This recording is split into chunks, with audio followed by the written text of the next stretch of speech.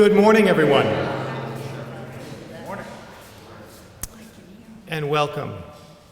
My name is Tim Riley. I'm the Director and Chief Curator here at America's National Churchill Museum at Westminster College. I'm very pleased to have so many of you with us for this morning's lecture. I'm also pleased that the museum is happy to co-present this with our Department of Security Studies.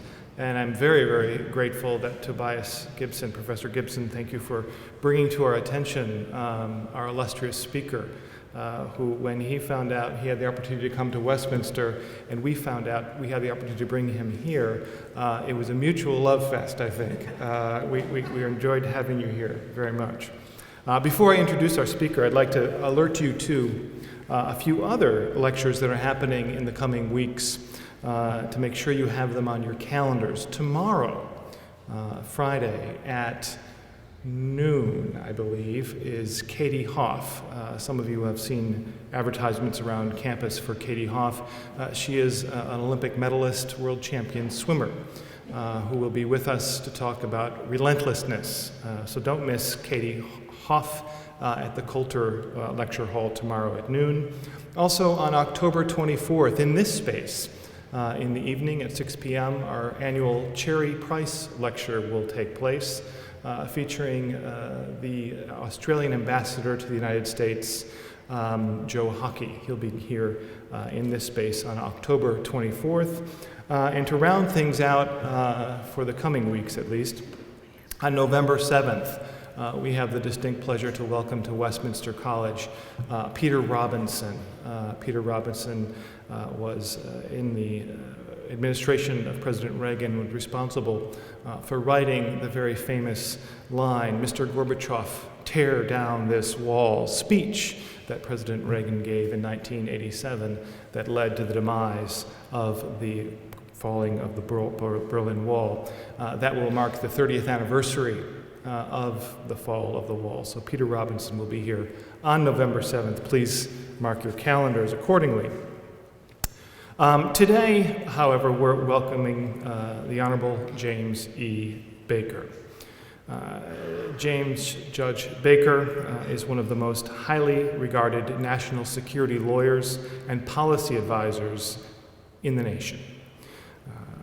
Judge Baker's career has evolved from an infantry officer in the U.S. Marine Corps to the staff serving Senator Daniel Patrick Moynihan, to the office of the State Department, Foreign Intelligence Advisory Board, and the National Security Council.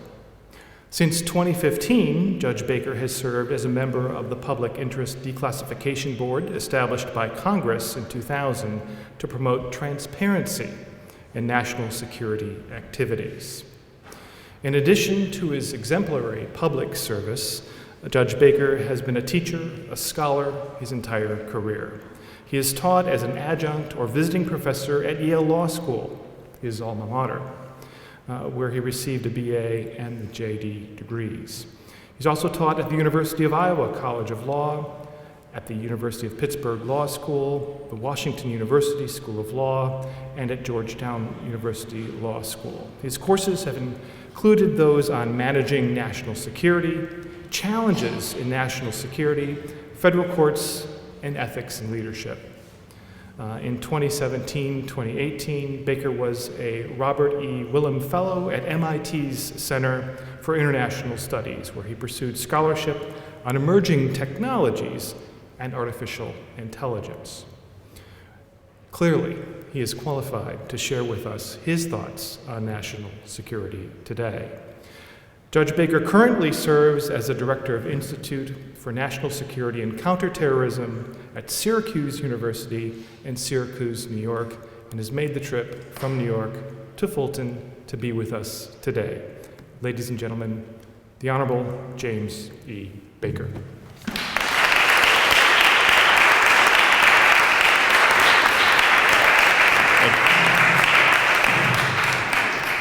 Thank you very much. Thank you for that very nice introduction. I really appreciate that. I was going to start by telling you exactly how I felt when Professor Gibson invited me to come out here. I said to myself, you have the wrong James Baker. But now that I'm here and I realize that every important person in the history of the world has already spoken at Westminster College, including James Baker, I can't use that line. So you're stuck with me. Thank you, Tim, for inviting me out here. Thank you, Tobias. Thank you, Westminster.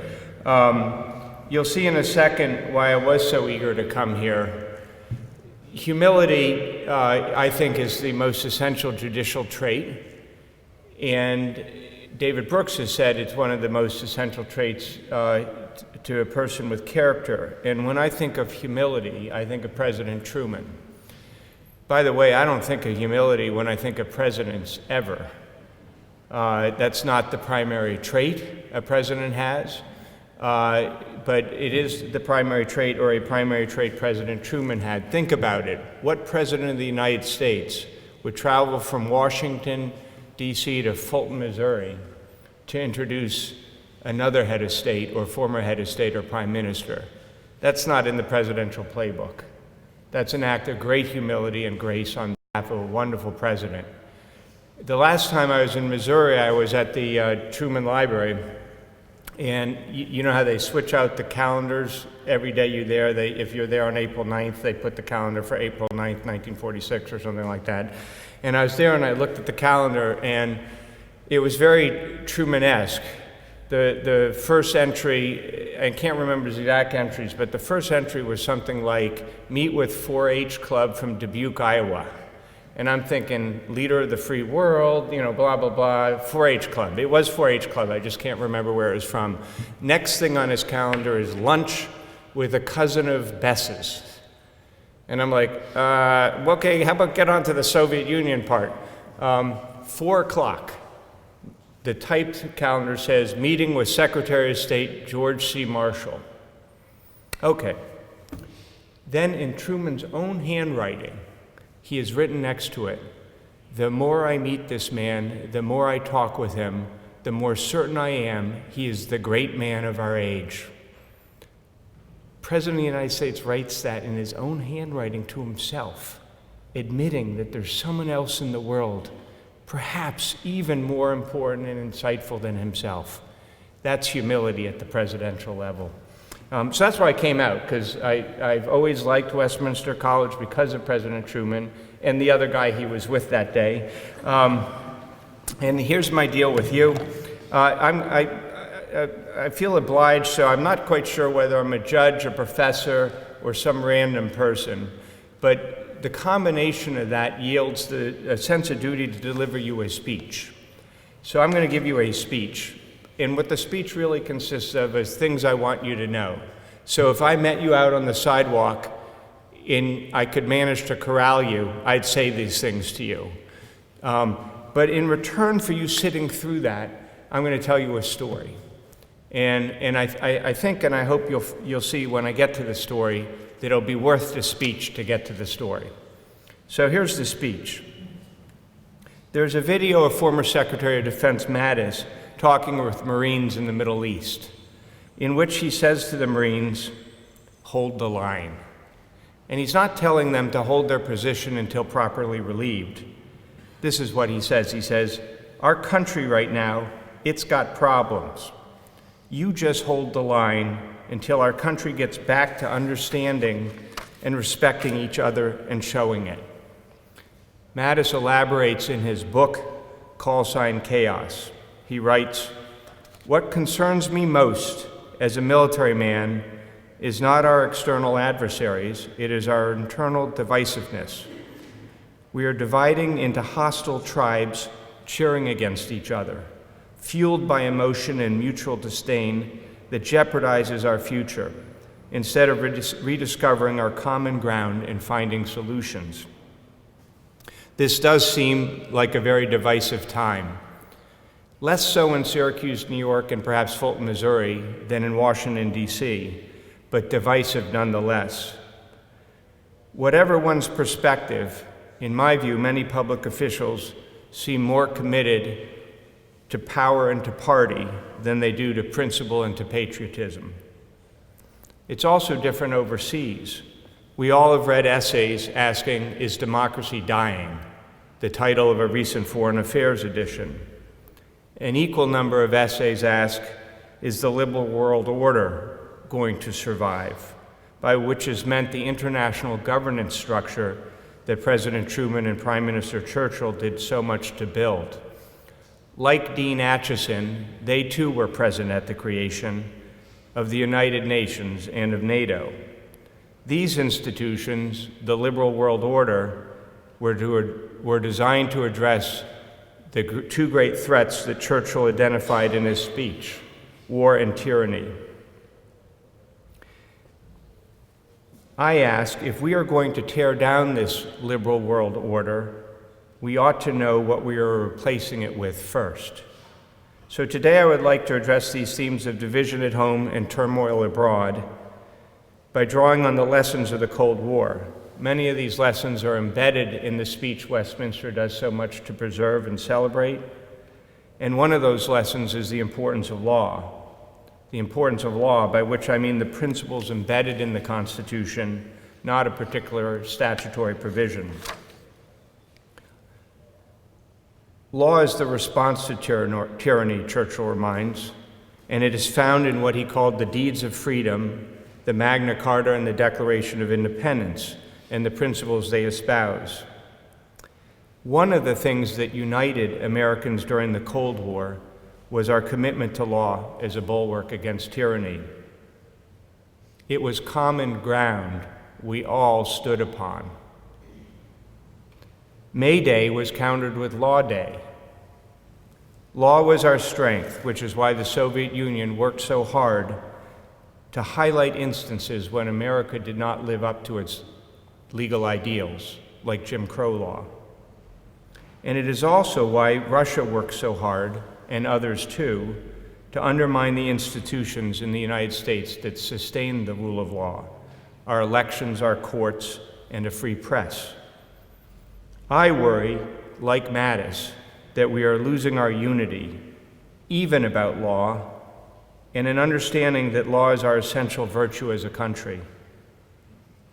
Therefore, after I identify 3 Cold War lessons, I will discuss the meaning of law and describe how we can do better to protect and celebrate our deeds of freedom.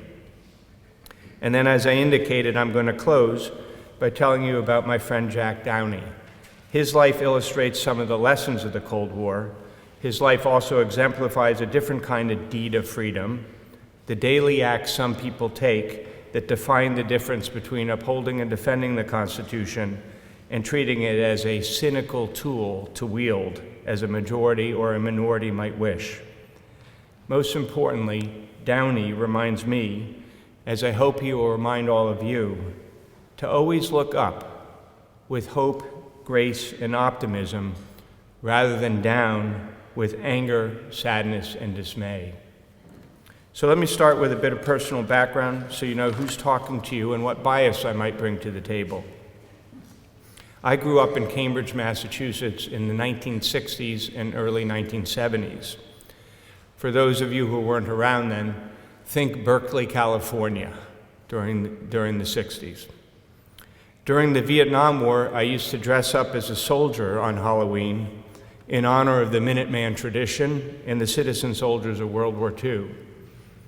But in Cambridge, that was not a common costume at that time and place, and I was sometimes met at the door with sneers rather than candy. When I turned 18, I joined the Marines. I actually secretly joined the Marines because my mother was not in favor of it.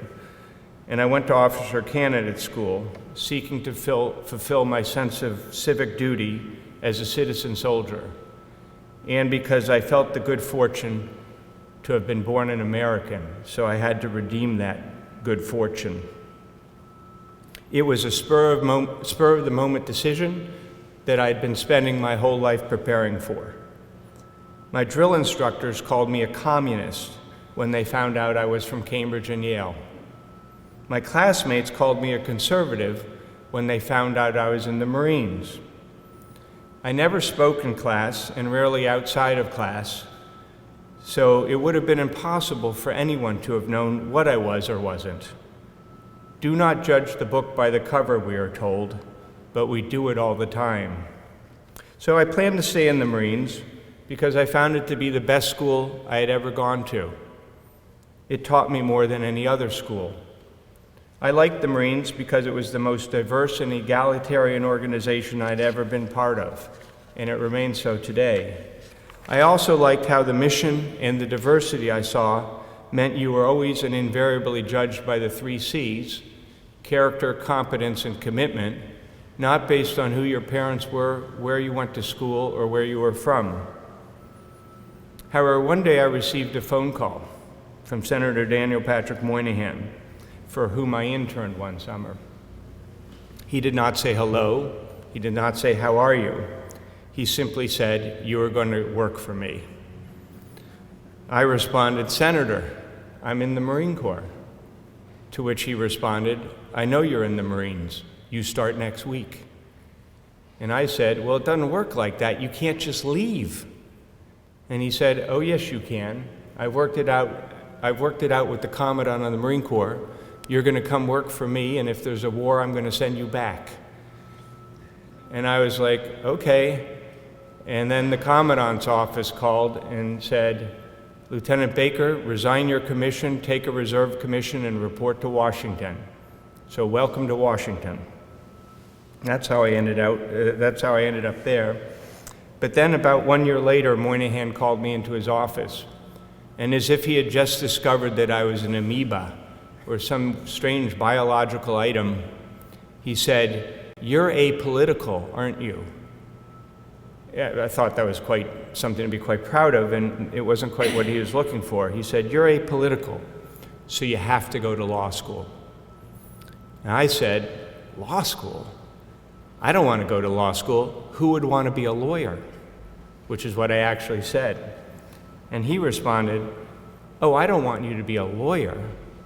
I want you to go to law school because you're going to work for the government all of your life. And if anybody ever asks you to do something unlawful, immoral, or unethical, you can tell them, well, I'm not going to tell you what he actually said. I can't say it in here. But he said, you can tell them, and you will have a profession to fall back on when you resign. So that's why I went to law school, so that I can say what he said. I went on to serve as a career civil servant. Moynihan was right about both things. I would serve the government all my life. I went on to serve as a career civil servant, and I remain apolitical to this day. As a result, when I was nominated to become a judge, I was required to list my political affiliation, so naturally I put down American. The White House counsel called me in and reprimanded me and said, that's not one of the choices, but it ought to be. So she said, can't you just fill the form out correctly? I don't care what you put down. So we settled on independent. My nomination was sent to the Hill, and I languished, because it turns out that if you don't belong to either party, no one wants you in the tent. Why am I telling you all this? Why am I telling you all of this? 3 reasons. First, like Churchill, Moynihan knew how to think big. No matter the immediate political context, he never lost sight of his bottom line: a belief in constitutional government, a belief in America, and a relentless commitment to battle anything that threatened the two, which in his day meant communism. He also had that sense, that magic sense that Ronald Reagan had, that America was a shining city on the hill, and we ought to act like it. Second, knowing his bottom line, the principles that mattered most, Moynihan was able to work with senators across the aisle who shared these same principles regardless of differences they might have about politics or individual policies. That is why he shared a quiet admiration for senators like Barry Goldwater, Bob Dole, John Chafee, and Jeremiah Denton, the last of whom Moynihan probably didn't share a single other view, other than the view that the country came first. They were all politicians for sure, but expedience was not part of their character. The third reason I mention all this is because Moynihan loved being a senator, as he loved working in the White House for 4 presidents, 2 of either party. Note that, 2 of either party. But he never valued the job more than he valued his own sense of integrity. I'm telling you, you can always get another job, but you can never reclaim your self-respect once you give it away. As I noted, Moynihan's worldview was shaped by the Cold War and the lessons of the Cold War, many of them found in Churchill's speech. Here are 3. Never lose sight of the big picture. Never lose sight of the big picture. Churchill, like Moynihan, could think big and stay big. With Churchill, you always knew why you were holding the line for freedom. Churchill's big message is vigilance against war and tyranny. If you shape the mission with that level of clarity, you'll never lose sight of why you come to work or what your purpose in life is, nor how you should order your priorities when principle confronts expedience. Point 2, Churchill wasn't always right, by his day's standards or ours. I am thinking of the Gallipoli campaign, Ireland, and colonial imperialism. But just about everything in the Fulton speech was correct then, and it remains correct today. The greatest threats to democracy are war and tyranny. What is more, Churchill, like Truman and Moynihan, knew how to respond to these twin threats, what he refers to as marauders, the twin threats of war and tyranny. First, alliances. Churchill speaks of the special relationship, a term he coined here, as I learned 10 minutes ago, between the United States and Britain.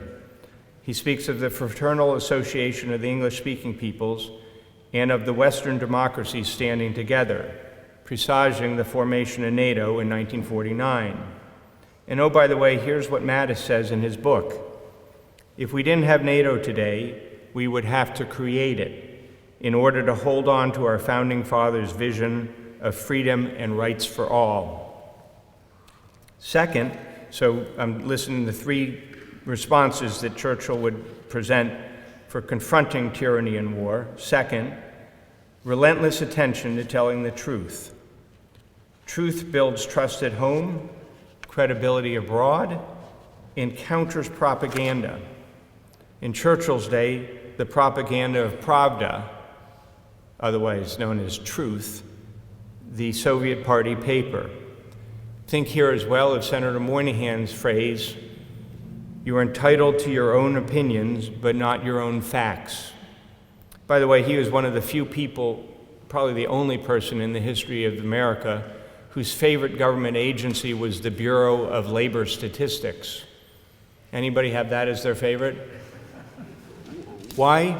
Because the Bureau of Labor Statistics by law is required just to present the data and the facts. And they do it. It is no surprise either that Churchill was an historian and not just a politician. The third response to war and tyranny is law. Law is the bulwark against tyranny. If you work for the government, including if you serve in the military, you swear an oath to uphold and defend the Constitution. Such an oath has been around since the first Congress required it in 1789. In 1862, the oath was changed to add the word defend the Constitution, obviously in the context of the Civil War. While there's no exact understanding of how the oath is supposed to guide you when the provisions of the Constitution are in seeming tension, we all know that the oath means loyalty in the government is supposed to be to the country and to the law, not to a person or a party. Contrast this oath, for example, with the Soviet oath of service, which requires unquestioningly to carry out the requirements of all military regulations and orders of commanders and superiors, unquestionably. Point 2. As eloquent as Churchill was about the deeds of freedom, law does not come from a document, nor the brick and mortar of courts. Law is an attitude, and it is a culture of commitment to norms that bring law to life. This is a quote, "Elections and people on the street do not democracy make," Les Gelb said, the former head of the Council on Foreign Relations. Democracy really is a series of institutions and attitudes. It is a free press, protection of minority rights, division of power. It's the confidence that if you lose an election, you're not going to lose your basic interests and values or your life. It's the rule of law, and those things take a long time to develop. That's true of law as well. In my field, the practice of national security law serves three purposes. First, it provides the authority to act and the left and right boundaries of that action. Second, it provides essential process. And third, it provides essential legal values, which in many cases are also national security values, like the humane treatment of prisoners required by Common Article 3 of the Geneva Conventions. Also, when you treat prisoners humanely, guess what happens? They share information with you. So note the legal value, humane treatment, the national security value, better intelligence.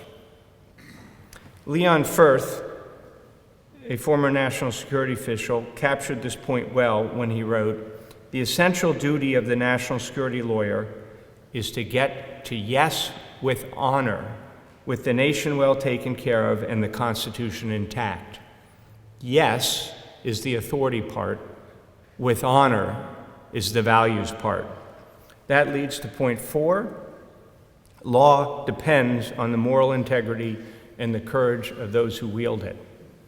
That is because men and women write law, men and women interpret law, and men and women choose whether to apply law.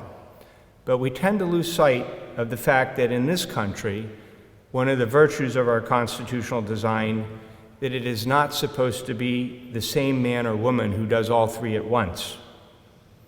There is also choice in which values we accent and how we deal with the twin pressures of expedience and personal preference.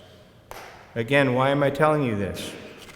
Because I do not think we are doing a good job teaching law in this country, by which I mean what it means to live in a constitutional democracy and the constant commitment it takes. We seem to be missing the forest while focusing on the trees. In my life, the central judicial debate has been about textualism, or its cousin, originalism. Should we interpret law based exclusively on what is written in the statute, or where the law is ambiguous, should we refer as well to the legislative history or historical practice? This is important stuff. And whatever one's views, it has caused lawyers and judges to think about the law in new and rigorous ways. However, and this is true, in considering Churchill's speech, I came to think that there's a different legal debate going on, a more important legal debate going on, and it is occurring in silence. This is a debate over whether law is just about authority, the first purpose I described before, a spoil of politics to control and wield, or whether law is also about values, the third purpose of law I described, a neutral body of principles to ensure we all play by agreed upon norms. Of course, law has always been both. It's always been a mix of both. But the big picture I see today is that there is pressure. There's pressure pushing the ship of state so far over to one side that I worry the constitutional keel will not be able to right the ship and return us to a constitutional equilibrium. I have two solutions. First, law is too important to leave to lawyers. We all have a duty to uphold the Constitution, all of you. That starts with an understanding of the Constitution, its values, and the history which inform those values. These values united Americans during the Cold War and served as a bulwark against tyranny. These values can and should unite us again today, serve as common ground. That starts here in this church and on this campus. and a desire to think big about the greater whole. Whatever your affiliation, history teaches that power and law without values leads to trouble. It also shows what happens when you do not hold the line when given the chance to do so. Second, law schools should spend as much time teaching professionalism as they teach advocacy. By the way, law schools still teach on a turn-of-the-century model, by which I mean a turn of the 19th to 20th century. I kid you not, they're the exact same courses. And those courses focus on the substance of the law and thinking like a lawyer, not the practice of the law and acting like a professional. Law is a business, and lawyers are advocates. I get it, but they are also professionals. And law is the profession most responsible for defining the culture of law in this country. Lawyers, whether they like it or not, are the guardians of democracy, officers of the court, or as the model rules of professional conduct state, officers of the legal system and public citizens having special responsibility for the quality of justice. It's time to start acting this way and not just as advocates for our causes. Too much advocacy and not enough professionalism can result in a perception that law is just about viewpoints, a subtle version of law as cable television, not a core set of immutable values, attitudes, and a culture derived from our two great deeds of freedom, the Declaration of Independence and the Constitution. We all have a choice to make. We can treat law solely as a tool, the authority to act, a spoil of power, or we can also treat it as the essential reservoir of values that makes democracy a democracy. It is the difference between getting to yes and getting to yes with honor. History shows that if you do not tend to the garden of freedom, it will wilt. So let me close here by telling you about one of my legal role models, Jack Downey. I'm doing so for two reasons. First, role models, whoever they are, remind us of who we wish to be, who we aspire to be, and who we hope we are. Second, Downey is a man who knew something of the costs of the Cold War and the virtues of the law. Anybody here ever hear of Jack Downey? So, all of you, yeah. Jack Downey was a juvenile justice court judge in New Haven, Connecticut for 35 years. He was a superior court judge, but he chose to be in juvenile justice court. And you may not know this, but law is a very hierarchical profession and very snobby profession. People care where you went to law school, and they care whether you're a federal judge in an Article III court versus an Article I court versus state court. And in the hierarchy of snobism, the least prestigious of courts is state court, and in that structure, the least prestigious is family court and juvenile justice court, which is complete nonsense, because those are the courts where lives are made and broken, where the impact of the law is best felt or strongest felt.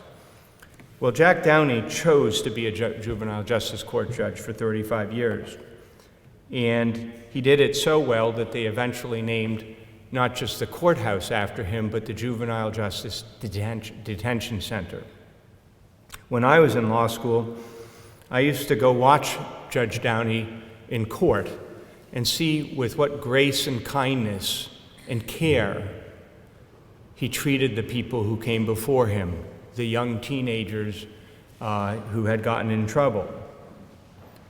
And I marveled at how he could do this. When I became a judge, I called him up out of the blue and I said, "You don't know who I am, but I was wondering if I could buy you a beer." Because I thought he had a lot to teach me about what it meant to live life with grace, civility, and kindness. And I said, "You think hard when you sentence someone to detention." He said, "Oh yes, I know something of detention. There's an irony here. For you see, Judge Downey's career as a judge was his second career. His first career was as a CIA officer. He joined the CIA in 1951 out of Yale College because he had missed the Second World War and felt that he had a duty to serve his country in some manner. And like many of his classmates at that time, before the CIA figured out that a great intelligence agency cannot be comprised entirely of white men from Yale, he joined the CIA. And his first assignment was to send Chinese national agents, drop them into Manchuria, where they were supposed to create turmoil and trouble and create a third way. The third way being neither the nationalist way nor the communist way, but to bring this movement together that would cause China in the early 50s to change course away from communism. And, oh, by the way, also pull PLA units out of Korea where they were fighting American forces. They tried this in the Ukraine as well. They dropped the agents, and they never heard from a single agent again. Never again, not a word. There was no trace of them in the archives after the Cold War, after the wall came down either. Never heard of again. It was equally successful in China.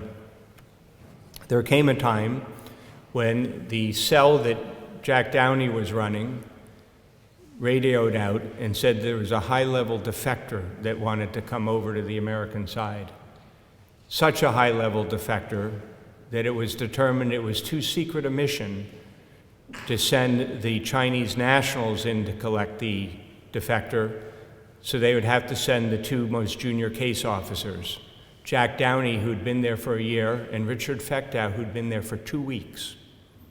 So they gave them a quick class on how to fly in. So they had two pilots, the usual pilots, a CH-47, and they gave them a quick class on throwing this swing set thing out the back, and the defector would put a harness on, like a swing set thing, be like this, and then the plane would come around, and as if in a James Bond movie, but think cheesy swing set instead, they would hook the guy, and the two loadmasters, Downey and Fechtow, would literally reel him in like a fish.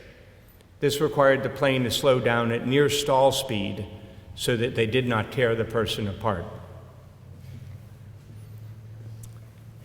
They didn't know if it would work, so they asked for a volunteer at the base, and a Marine major said it looked like fun. So he put it on, and they tried it, and he lived. So off they went on the mission. So they fly into Manchuria. The fires are lit. The call sign is given and countersign is given. All is correct. And they come in, they drop the swing set out. They come around again, the guys in the swing set, and they're ready to pick them up. And at that point, all heck breaks loose. Machine guns start firing, and it turns out they've flown into an ambush. The cell has been turned, and the Chinese PLA are there to shoot the aircraft down and capture anybody who survives. The two pilots are killed, and Downey and Fechtow survive and are immediately captured. Their families are told that they're both dead, bodies not recovered, in a DoD aircraft crash in the Sea of Japan. Game over. Nothing is heard from them again. What is actually happening is that they're being interrogated for 2 years. They don't see each other for 2 years, but they're being interrogated for 2 years, at which point the Chinese decide to put them on trial. So they put them on trial, and they go in, and the first thing is they see each other for the first time, and they're both wearing Mao suits, the Mao pajamas. And Fechtow turns to Downey and says, "Nice suit, Jack.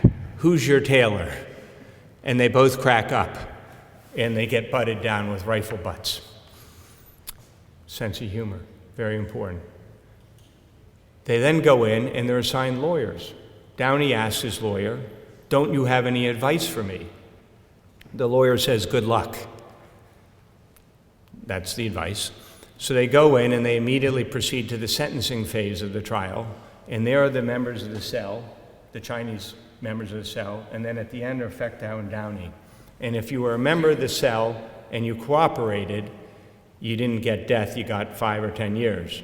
If you didn't cooperate, you got death. So they come down the line, death, 5 years, 10 years, death, death. And Downey's at the end thinking, wonder how this is going to come out. They get to Fectow, who they didn't know who he was because he was unknown to the people on the ground when they were captured. He gets 20 years. And then they get to Downey, he gets life.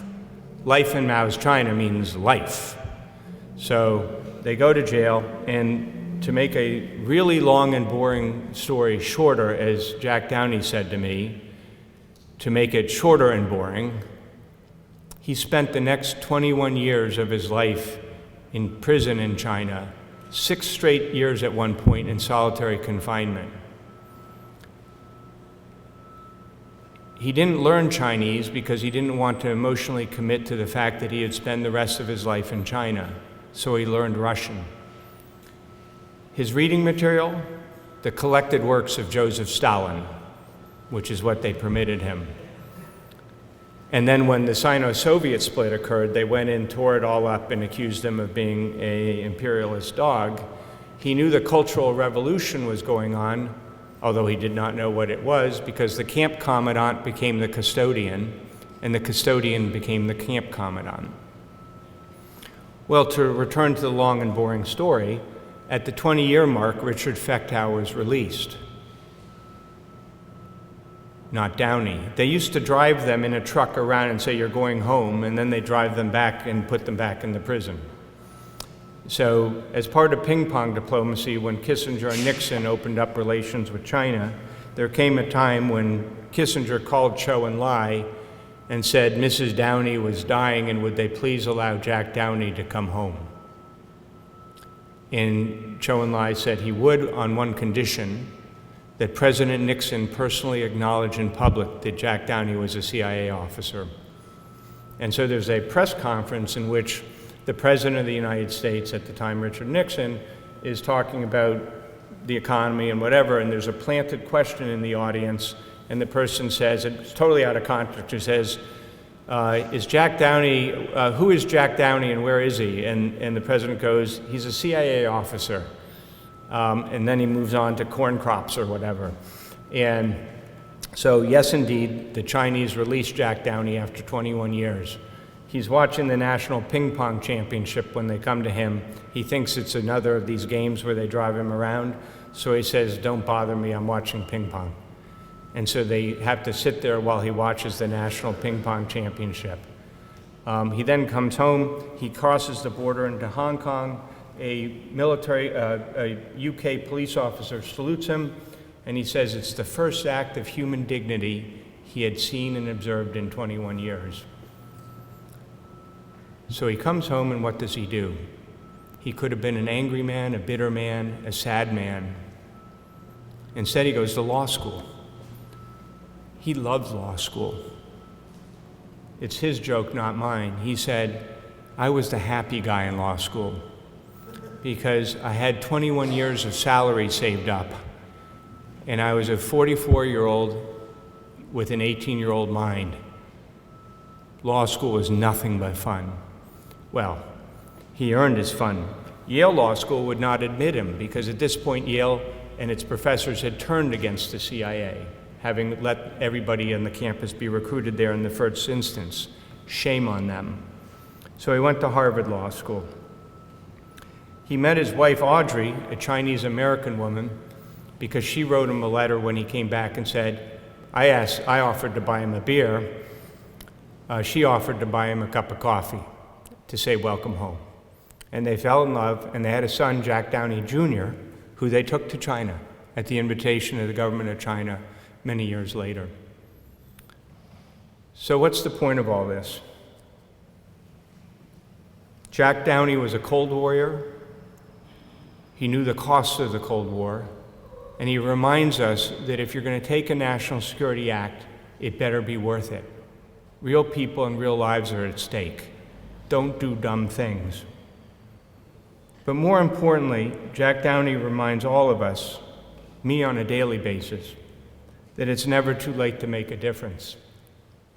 Jack Downey didn't start his life and his career until he was age 47 when he graduated from law school. And what a wonderful life he had. He's had no regrets, he said. 35 years doing the most important thing I could do, which is helping the kids in New Haven, Connecticut as a judge. I also like to tell the story because, and this is true as well, if you are thinking you are having a bad day, or I'm thinking, oh, woe is me, I have to read boring law stuff, I remind myself that Jack Downey's best days for 21 years was when he had pigeon in the soup. Best days. Jack Downey reminds me that persons become role models at different times in their lives. I didn't meet him till I was 80. I knew about him as a kid because I came from a family of Yale people. We all knew about Jack Downey and wished he'd come home. But I didn't get to meet him till he was 80, and he became one of the most important role models in my life. Never stop looking for examples to follow, and never forget you may be the example someone else is following. 2 more. Self-respect and moral courage ultimately come from within. If you're in a prison cell for 21 years, or 26 years if your name is Nelson Mandela, your courage has to come from within and your own sense of identity. And think about this. If Downey could act with such grace, dignity, and kindness, having experienced what he experienced, and in going back to China, can we not do the same as a nation and find our common ground again? What does law look like in a functioning democracy? It looks like Jack Downey, a judge holding the line and not being pushed off his position by power, expedience, or ambition. Each everyday act, a small deed of freedom, reminding me what Adlai Stevenson said about patriotism. Patriotism is not short, frenzied outbursts of emotion, but the steady and tranquil dedication of a lifetime. Thank you very much for your time. I don't know if you want to do questions or not, but I'm happy to do that as well. Thank you.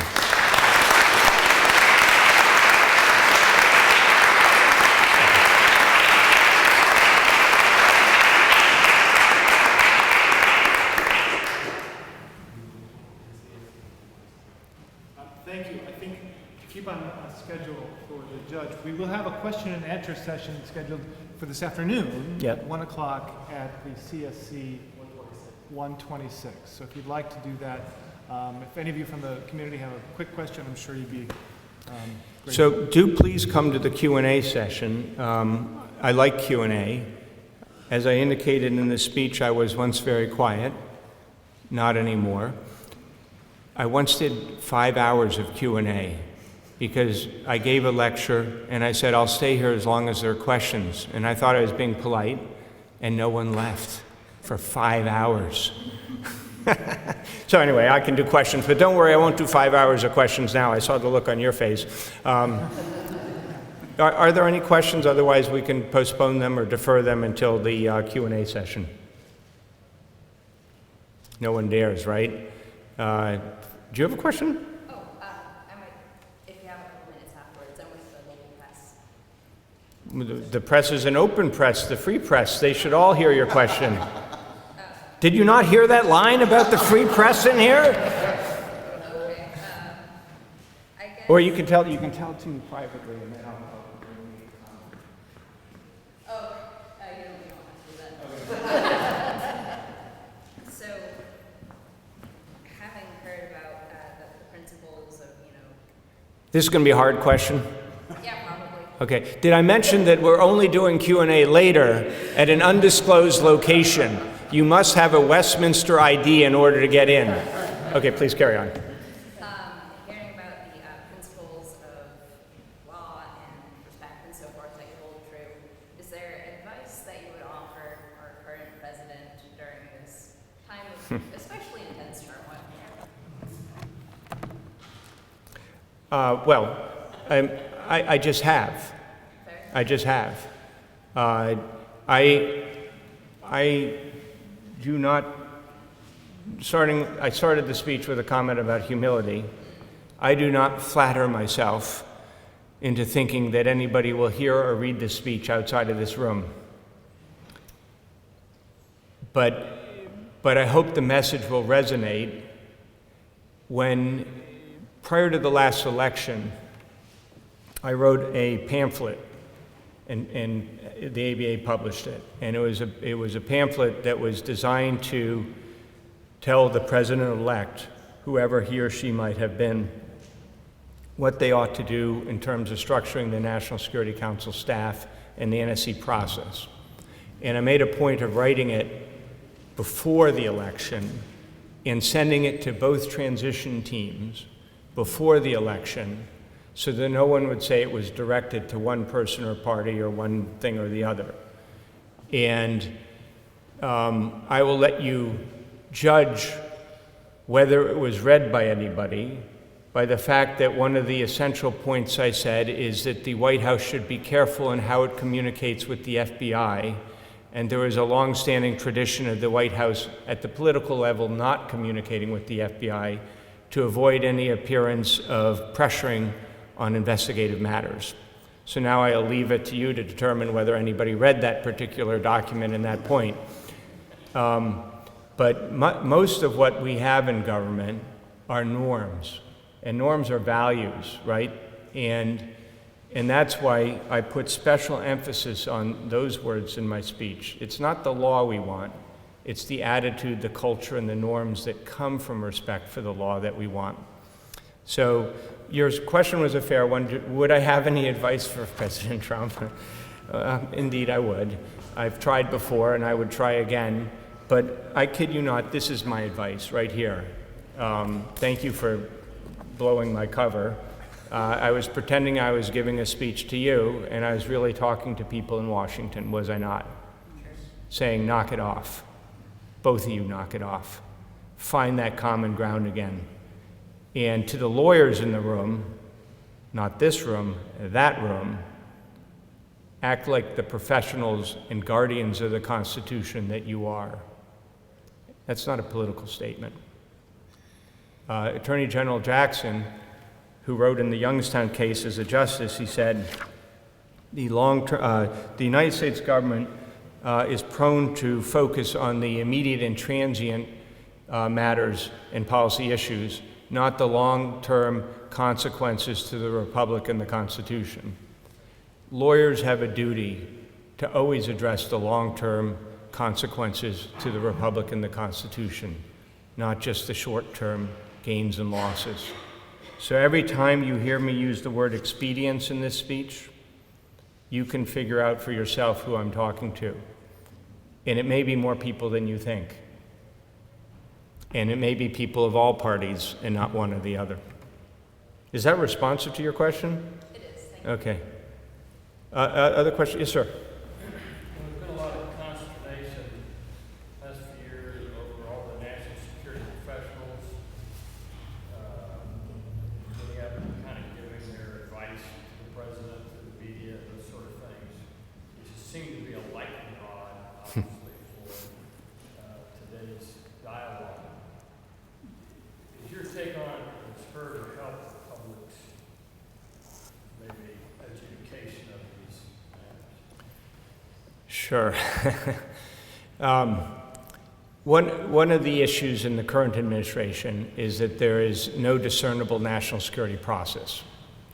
And if you took my course, or if you read a few books, or perhaps you already know, since at least sort of McGeorge Bundy and President Kennedy, there's been a normative process of national security decision-making in the White House built around the National Security Council staff and the National Security Advisor.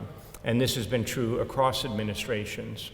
You would be very hard-pressed, other than perhaps in the particular people who were National Security Advisor, to discern the difference between President Bush Sr.'s National Security Council staff process and that of President Obama, President Clinton, or President Bush, and so on. Not so now. There is no national security process. And you can see this in news reports stipulating that they're correct.